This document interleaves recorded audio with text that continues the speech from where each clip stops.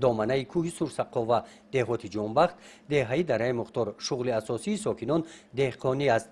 محمدی نظرов در مساحت 80 سوتیق محصولات گوناگون سبزیجاتی کاریده است.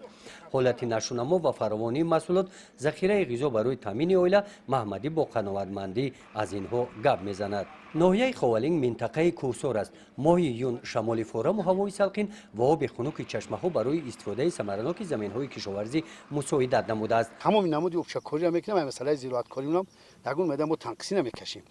میکنیم سرگم خشم میکنیم، خیلی یردم میکنن با حساب خدمت مثلا با همسایه هم مثلا خیش تورا هم مثلا خیلی یردم میکنن، مثلا پیوز، کدو، لوبیا، کدو، کارتوشکا، پامیدور، بادیان همه چیزا رو ما داریم. زمین های خوالینگ حاصل خیز می باشند. محمدی میگوید که با تامین سری وقتی آذوقه زمین حاصل بلند گرفتن ممکن است.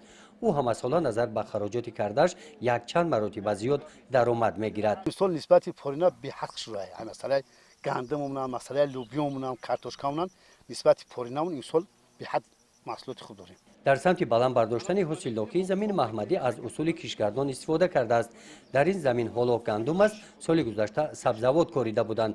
امسال از خوشه‌های گندم محمدی خلاصه کرده است که نظر به سال گذشته زمین به او 2 مرتبه زیادتر حاصل می‌دهد. که من تری زمینه موقع پرش میتیم چی میکنیم؟ به خاطر که هم زمینمون با قوت میشه، گندم تازه خشو میگیریم.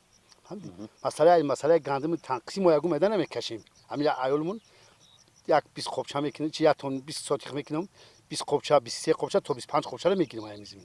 اقلیم خوالینگ برای یک حاصل مساعدت می نماید، لیکن محمدی نظرov راههای گرفتن 3 و 2 حاصل از یک زمین را می آموزد.